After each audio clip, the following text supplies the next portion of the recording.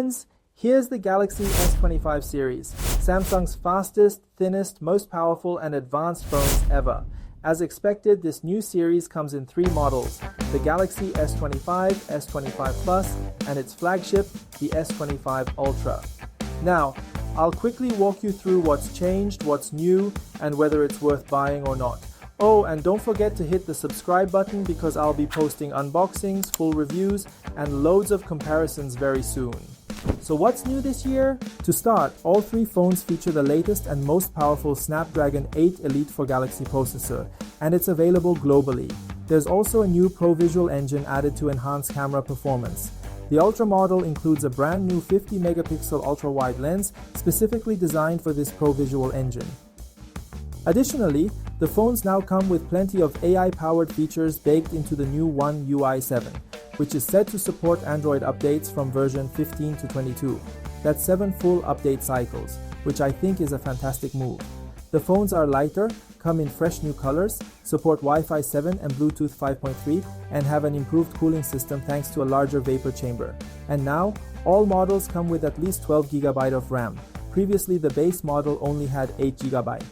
But, as always, most of the big upgrades are reserved for the Ultra model. This year, the Ultra's display has grown from 6.8 inches to 6.9 inches, made possible by slimmer bezels around the screen. The display still includes an anti-reflective coating that's been slightly improved. While the change isn't huge, the quality remains fantastic.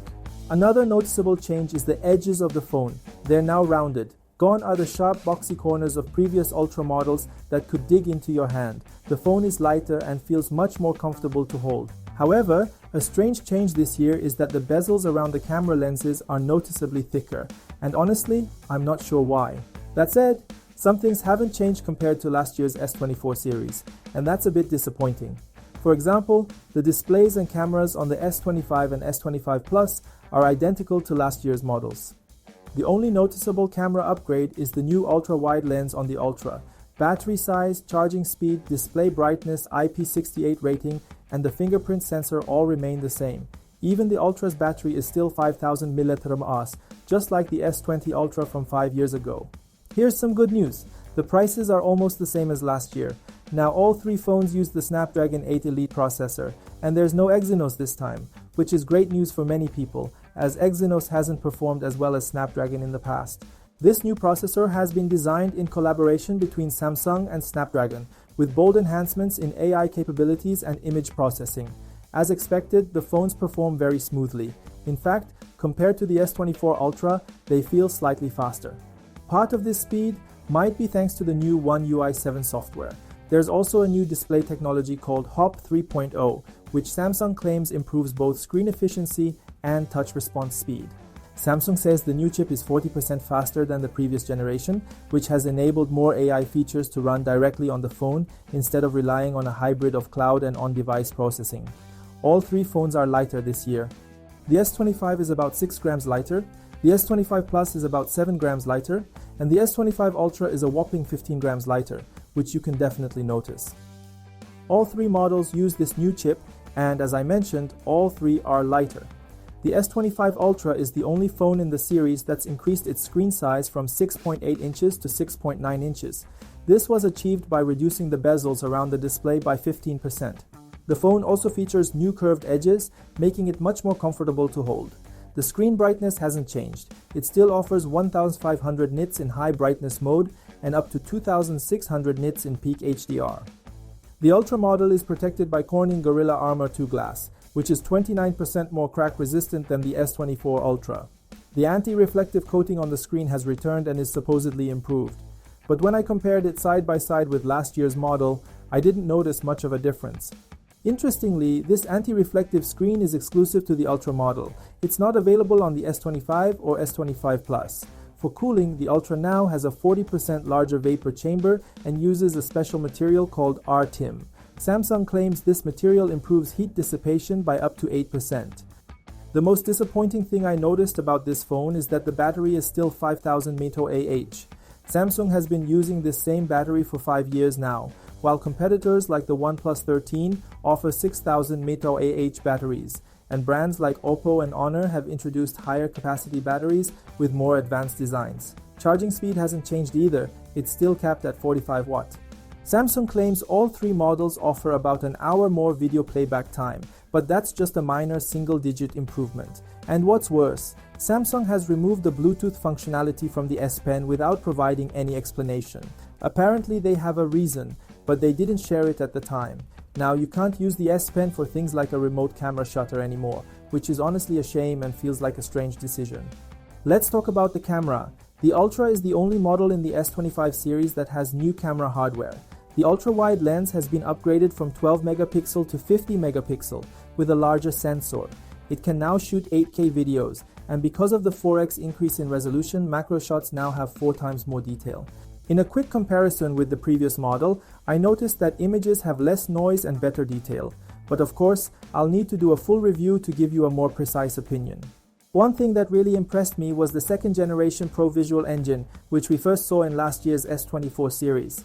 This engine is fascinating because it's a specialized Samsung software that leverages the ISP, image signal processor, of the Snapdragon hardware. Samsung and Snapdragon have collaborated to fine-tune and customize this technology, combining it with Samsung's own software. The result of this collaboration is the second-gen Pro Visual Engine, which significantly improves camera performance, even though the hardware itself hasn't changed much. This engine includes features like dual analysis noise reduction and a fascinating filter called the spatiotemporal filter, a name that sounds like it came straight out of Star Trek. This filter can detect both stationary and moving objects, meaning less noise and blur while delivering more detail in photos and videos. In a quick comparison between the S25 Ultra and the S24 Ultra, I noticed that photos, especially portraits, were sharper, with skin tones looking more natural. Zooming between lenses is now smoother, and the shutter speed has been slightly improved. Now you can shoot 10-bit HDR videos. In the Pro Video mode, you can record using the Galaxy Log format, allowing you to apply LUTs later for a more unique look and improved dynamic range in your videos.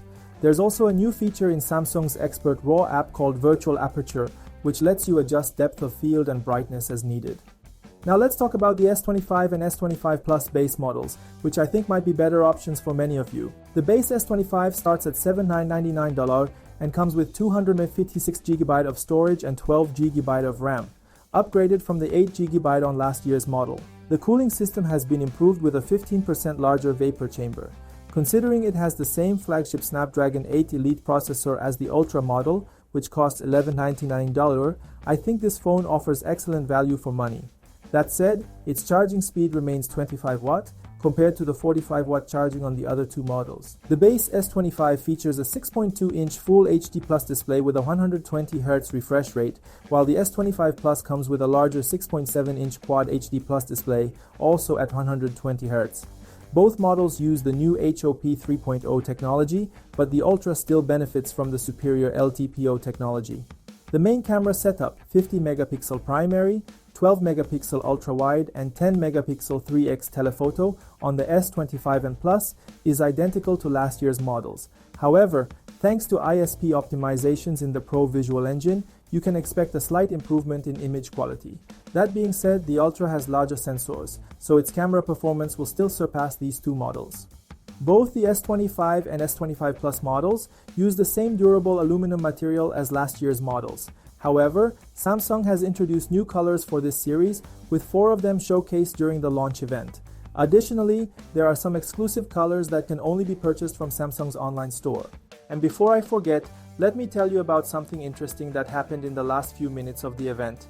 Samsung unveiled a new mid-range and super slim phone called the S25 Edge, but they didn't say a word about it during the presentation. After the event though, some photos and videos of this phone surfaced in the product showcase area.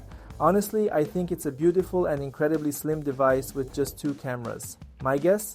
This phone is being positioned as a competitor to Apple's upcoming iPhone 17 Air. A major focus of this Samsung event was on the new AI features.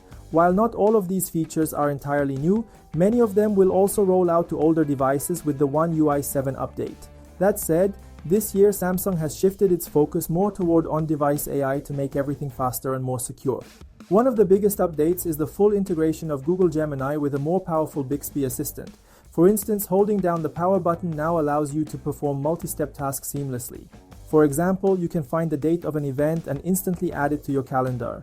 or you can ask Bixby to summarize the key points of a document and even read it aloud to you. This feature works with Samsung's native apps, Google Apps, as well as third-party apps like Spotify and WhatsApp. More apps are expected to be added to this functionality in the future.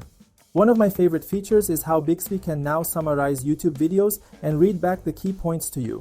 Another cool feature is Google Circle, which allows you to search directly from your browser. The summarization feature can now read key points aloud as well. Samsung also introduced an improved Geno model and the new AI Select, which replaces Smart Select. AI Select can analyze what's on your screen and offer context-sensitive suggestions. For instance, you can create a GIF from a video, crop part of an image, or use Sketch to Image to add new elements to a picture. One of the most exciting features is Sketch to Image, which works with Samsung's generative AI. This feature can combine your photos with AI-generated images, or even rebuild parts of your photos using AI. Another feature I absolutely loved is ProScaler. This runs in the background utilizing AI technology from Samsung's TV team to enhance and upscale the quality of streamed videos, especially those with lower resolutions. For example, if you play the same YouTube video on the S24 and the S25, the video on the S25 will appear sharper and noticeably better in quality. There's also a feature called Audio Eraser, which removes background noise and unwanted sounds from your recordings. Another cool tool is Auto Trim, which uses AI to turn your selected photos and videos into a highlight reel. For example, you can tell Bixby, combine these photos into a 60-second video, and it will do just that. And now, you can also record calls with full transcription and even live translation. Super useful. One of the new features in One UI 7, which is likely exclusive to the S25 series for now, is Now Brief. This feature gives you daily updates about your calendar, reminders, weather, upcoming tickets, or even sports results. You can also add this information to the Now bar, which appears at the bottom of your lock screen for quick access. In the gallery, Samsung has introduced a new feature called Choose Best Face, inspired by Google Pixel. This feature lets you pick the best facial expression in a photo and use AI to replace it seamlessly in your picture. The big question though is how many of these features will make their way to older phones. Usually features like these are exclusive for a while, but eventually roll out to older devices. However, the S25 series comes with a much faster NPU and a more powerful LLM, which might make some of these features exclusive to this series. All three phones in the S25 series are now available for pre-order, with deliveries expected to start in about 2 weeks. By the way, Samsung has some exclusive online colors, and I recommend checking their website. They're definitely worth a look. I'll be sharing full reviews of these phones very soon, so I'm saving my final judgment for later. If you want to see the rest of the features and comparisons with their biggest rivals, make sure to subscribe and hit the notification bell to stay updated with my latest videos. If you have any questions or want me to cover something specific in my upcoming reviews, drop a comment below.